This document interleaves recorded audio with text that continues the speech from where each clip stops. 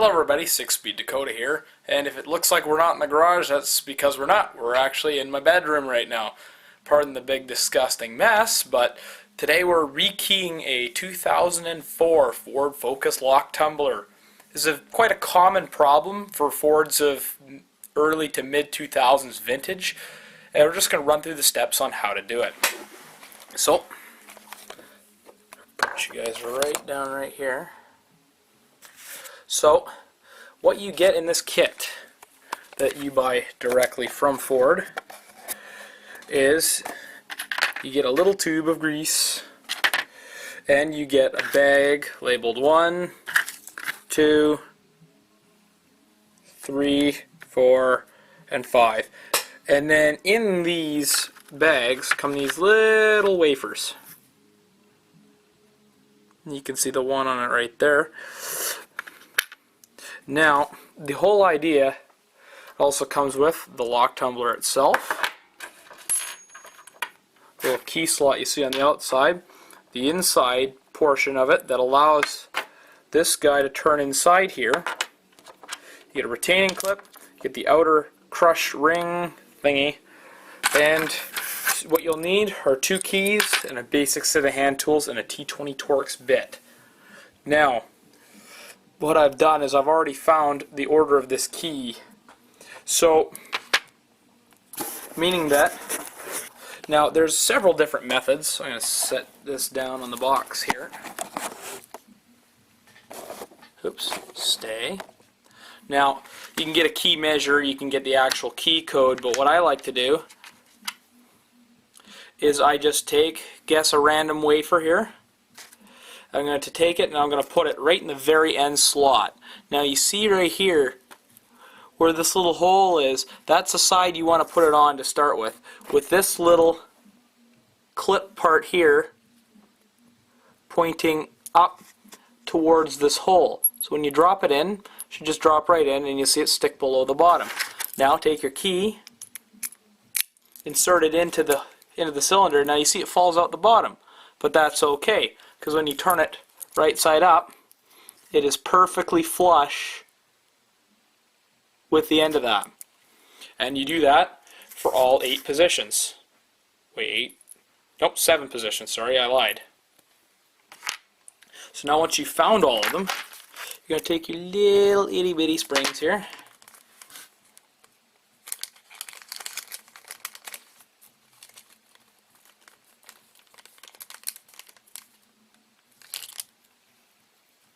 Now there are exactly 7 and they're very easy to lose.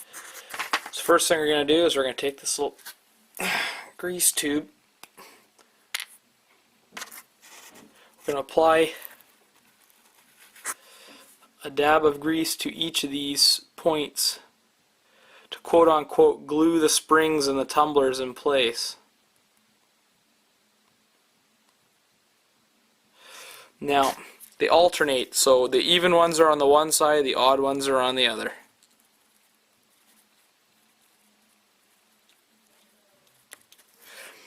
So, starting at the very tip of the key,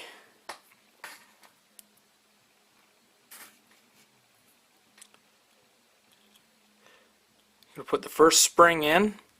Now the trick is to take your time. Do not rush this. If you have butterfingers, well, best leave it to a professional then. So you'll see as soon as I put the key in, that tumbler drops and becomes perfectly level. So when I pull it out, it should spring back up ever so slightly. That's the way it should be. So we're going to flip it over. Now that grease you put in there should glue both the spring and the tumbler in place for the time being. So spring goes in that little hole. I apologize if you can't see this, but I'm trying my best here.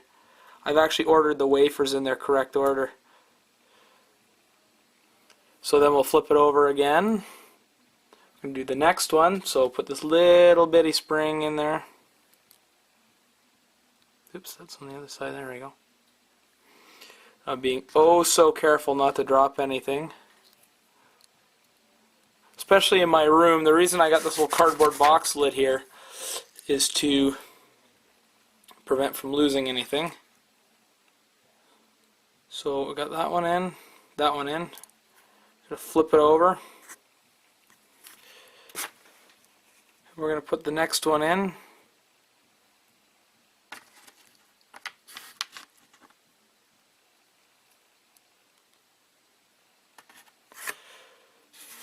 And you repeat until you get to the very end. Okay, now we're ready to put the new tumbler into the new casing. So now in order to do this, what you have to do is you put the key into the tumbler. Now all those wafers should drop right in like that. Now this deep end here is which direction it goes in. So I'm just going to slide that in there. It should go all the way in and it should turn back and forth nicely. So now we're going to pull the key out. So you have to turn the tumbler to the correct position. The key should just slide out. Oh, there we go. And that should lock the tumbler in place. Now we put this little key cover on here. Just slides in there. Now what we do is we need to crimp this little cap on top. So we're just going to use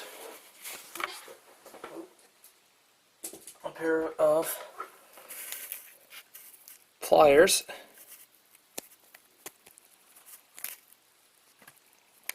Won't work.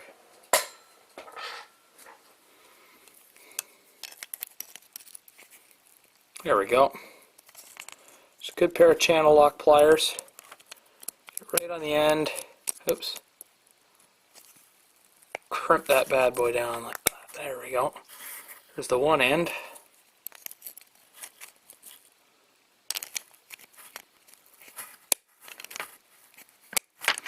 This is a bit of a tricky process. Please be kind to me. This is my first time doing this.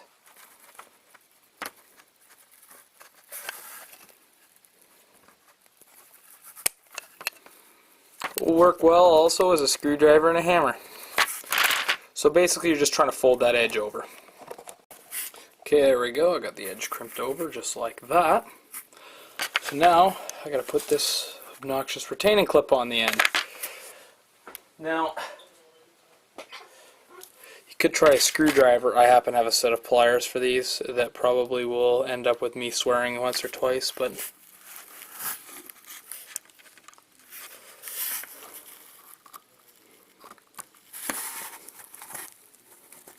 holy cow, it's huge. So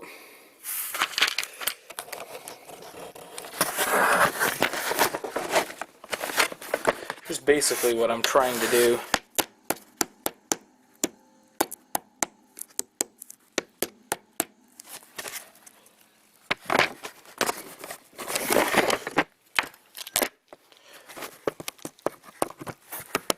There we go. That wasn't so bad actually. So now that retaining clip is on, that guy's on there. Let's go install it on the car. Okay, so we're in the car, and in order to get the steering wheel column cover off, there's this little thing right here. Take a screwdriver and that pops off. Then there's the same one on the opposite side. That guy pops off. And that guy should come out, but it's not. Oh, not a big deal. So then underneath there are 1, 2, and I think there's 2 more down underneath here. I don't know if you can see them, but they're 10 mil bolts, and those have to come off to pull this entire cover off. Okay. So also notice I've also put the steering wheel in the 90-degree position like this. That is definitely a requirement. So now underneath here there are 1, 2, 3 T20 Torx that have to come off. There we go. So I got all 3 screws out. So now I'm going to come from underneath, and I can adjust the position of the steering wheel as required. But basically now what I'm going to do is I'm going to pull these guys off.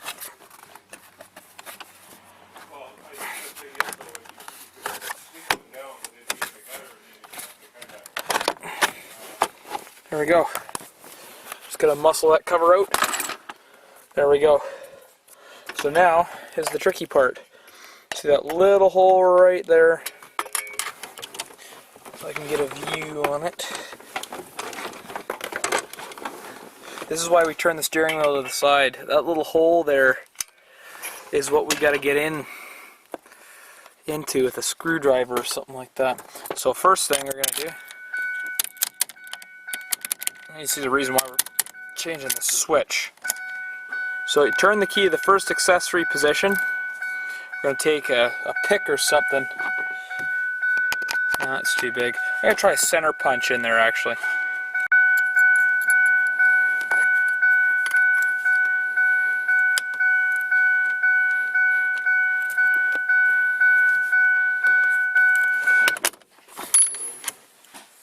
And there you have it. There's the old key cylinder. Okay, so now it's time to put the key switch into the hole.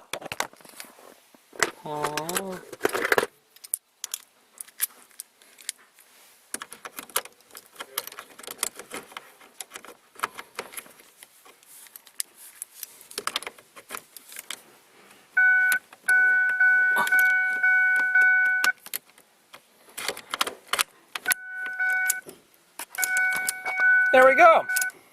Look at that. Works perfectly. Alright, my battery's about to die. So thank you for watching. I hope you enjoyed this. I tried my best. This is my first time, so please try to go easy on the negative comments. But if you got anything else that you want me to do, I'd be happy to do it. Just leave a comment. And yeah, so my battery's fading out, so I'll have to go. So thank you for watching, you guys. Take it easy.